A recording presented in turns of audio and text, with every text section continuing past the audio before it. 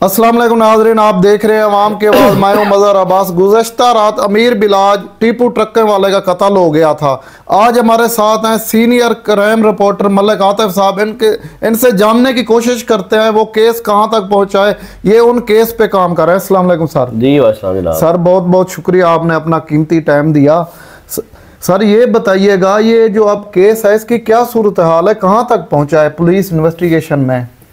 देखिए जी मलिक साहब, इस केस ने पूरे लाहौर को हिला दिया है। ये कोई आम वाक़या नहीं, ये बहुत बड़ा वाक़या है।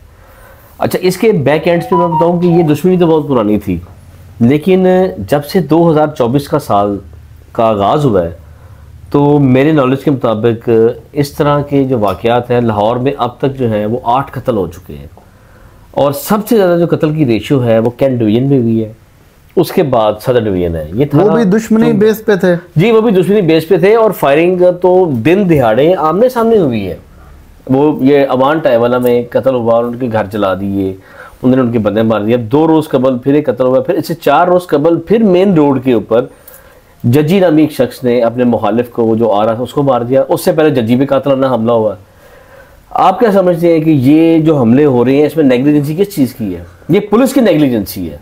जो लाहौर पुलिस के जो अफसरान जो हैं, हमारे जो DIG ऑपरेशंस हैं, अली नासर रिजवी, वो बड़ा काम कर रहे हैं। बल्कि वो तो SHOs को बड़ा करेज करते हैं, उनको बड़ी हौसला अफजाई करते हैं कि जिस इलाके में SHO फिर रहा हो वहाँ पे बदमाश को नहीं रहना चाहिए। लेकिन यहाँ पे लम्हा फिक्र ये है, DIG साहब भी कई मजबूर होंगे, उन्होंने कई SHO सिफारशी लगाए हुए हैं जिनमें आप देखें ना, जो SHO जिसको भी पुलिस में भर्ती हुए 10 साल भी नहीं हुए वो SHO लग गया है। देखे ना, 2016 वाला भी SHO लगा हुआ है, TSI जो है वो भी SHO लगे हुए हैं। देखिए मैं सिफारिश की बात कर रहा हूँ ना, 2016 वाला भी SHO लगा हुआ है, 2018 वाला भी लगा हुआ है, 2019 वाला भी लगा हुआ है। 19 और 2024 में 6 साल बाद ही वो SHO लग जाता है। अब वो जो लगे हुए हैं उनको कोई एक्सपीरियंस नहीं है, कोई नॉलेज नहीं है, वो सिर्फ आए हैं पैसे कमाने के लिए। और सबसे ज़्यादा जो SHO ऐसे लगे हुए हैं वो लगा हुए हैं कैंट के डिवीजन में। कैंट डिवीजन सबसे हेक्टिक डिवीजन है। कैंट में देखिए मनावा, ये भी देहाती थाना, पाटापुर देहाती थाना, हडियारा देहाती थाना, बरकी देहाती थाना, चौकी मनहला, हर चीज़। यानी कि देखें कि अभी रिसेंटली पुलिस ने कोई बंदे पकड़े मंशियात वाले, उसमें 2 पुलिस मुलाजिम निकल आए हैं। DIG लाहौर क्या करे, CCP लाहौर क्या करे? सर ये आपको लगता नहीं ये 90 की दहाई वाला दौर फिर वापस आ रहा है 2024 में? आप देखें 2024 में मैं तो समझ रहा हूँ कि अफसरान क्या कर रहे हैं। IG पंजाब साहब जो हैं वो सिर्फ थाने का फ्रंट एलिवेशन उन्होंने नया कर दिया, अवाम को इंसाफ नहीं मिल रहा। आज मुझे बताएं, आप अभी मेरे साथ थाने चलें, आपकी अगर कोई चीज़, कोई मिसहैप हो जाता है, कोई लड़ाई झगड़ा हो जाता है, FIR दर्ज ही नहीं होगी। सर ये कितने बजे वाकया हुआ था? कौन से DSP साहब साहब थे जिन्होंने अपने बेटे की शादी पे बुलाया हुआ था? देखें जी, लाहौर में बदमाश का एक ट्रेंड चल पड़ा है। लाहौर में डाले कल्चर का भी ट्रेंड है, लाहौर में गन मैनर का भी ट्रेंड है। ये शादी चूंग के इलाके में हुई। चूंग का वो एक शादी हॉल था, वहाँ पर ये अरेंजमेंट्स किए गए थे बड़े वसी लेवल पे। आप ये देखें कि इस शादी हॉल के साथ ही नाका भी तो लगा हुआ है, सब लोग वहाँ से गुजर रहे हैं। नाका क्रॉस किया तो शादी हॉल है ना, ठीक है। और इस शादी हॉल में मेरा ख्याल है तकरीबन 50 से ज़ायद लोग थे जो मुसल्ला थे।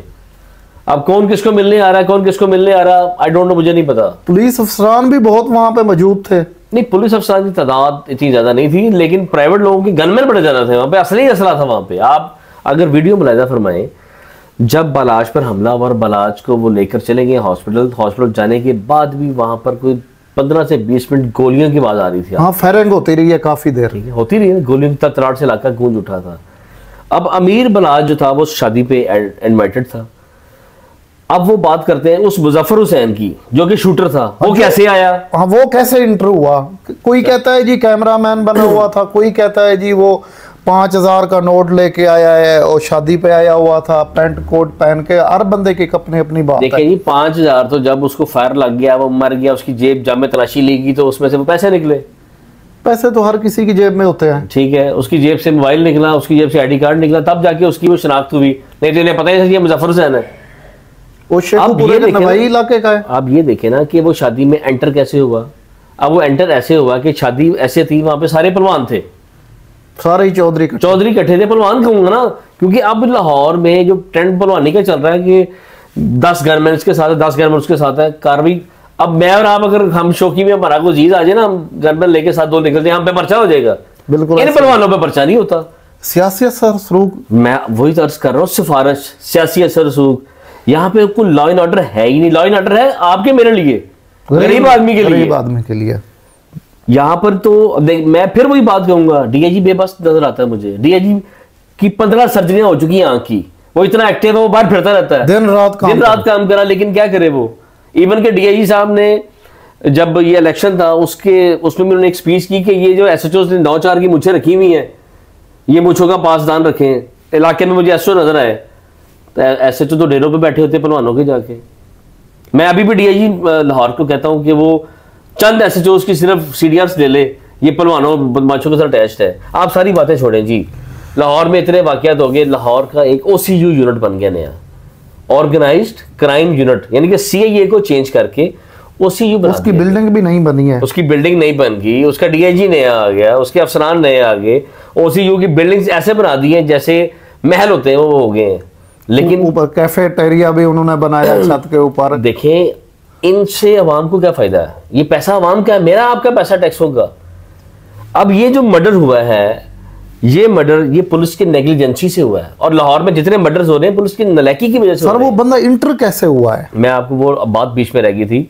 अब वो शादी पहलवानों की थी, वहां पे सारे बंदे आए तो उन्होंने कहा ये भी किसी का गनमैन होगा, कुछ भी होगा। वो रामचंद्र है, अब उसने छोटा वेपन पिस्टल था उसके पास, ठीक है, 30 बोर वगैरह। हाँ जी, वो उससे लेके वो अंदर आया। यहाँ पर बलाज टीपू सामने बैठा होता है, वो उसके साथ बैठा होता है। जब वो बलाज टीपू जाने लगता है तब उस पर अटैक हो जाता है।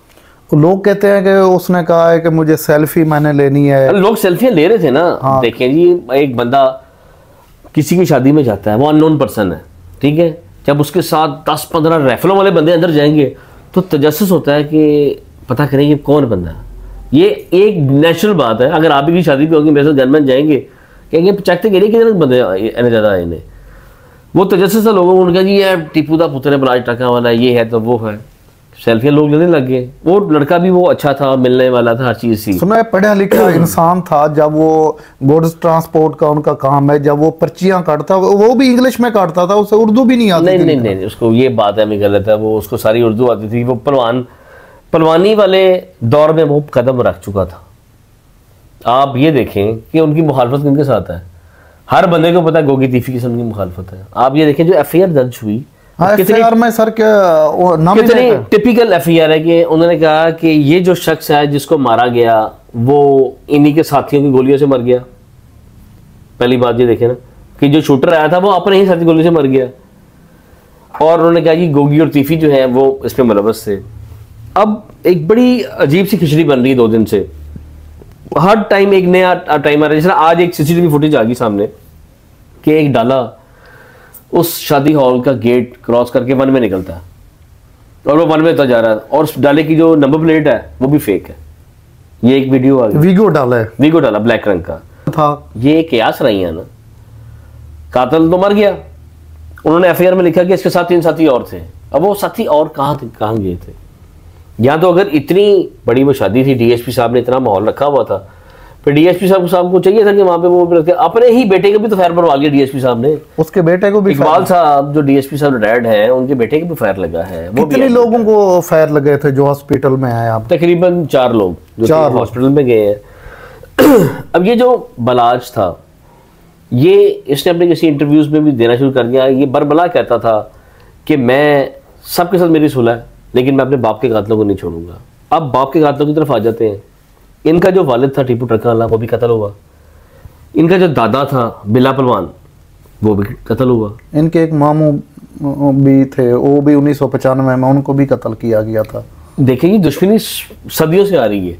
1992 से दुश्मनी आ रही है। 94 से इनकी मुखालफत स्टार्ट है। 94। और बताने वाले बताते हैं कि इनकी जो मुखालफत थी वो जस्ट ऐसी थी कि एक दफ़ा टीपू और तीफी की आमना सामना हुआ और तीफी ने इसको एक अच्छे अल्फाज में बुलाया, इसने उसको नेगेटिव अल्फाज का जवाब दिया। तब से वहाँ से मुखालफत स्टार्ट। देखेंगे इनके साथ सारे बदमाश तो अटैच थे। अब पुलिस को ये भी पता है कि टीपू ट्रक्कर वाले के पास भी इश्तिहारी आते हैं, पुलिस को ये भी पता है गोगी तीफी के पास भी आते हैं, लेकिन आज तक इनको पकड़ा ही नहीं गया। क्यों? उसकी वजह ये लोग पीछे होते हैं, जस्ट फ़ोन पे कॉल करते हैं, काम होता है। शूटर्स का ट्रेंड कैसे आ गया? अगर आपको क्या ख्याल है कि लाहौर पुलिस चाहे तो शूटर्स नहीं पकड़े जा सकते? पकड़े जा सकते। गुज़श्ता 1 साल में 110 कत्ल हुए हैं लाहौर शहर के अंदर जी। 1 साल में, पुराना गुज़श्ता साल 2023 तक तो 24 में 8 कत्ल हो चुके हैं। 24 में 8 हो चुके। और ये वो कत्ल हैं जो मेन रोड्स पे हो रहे हैं, फायरिंग आमने सामने हो रही है।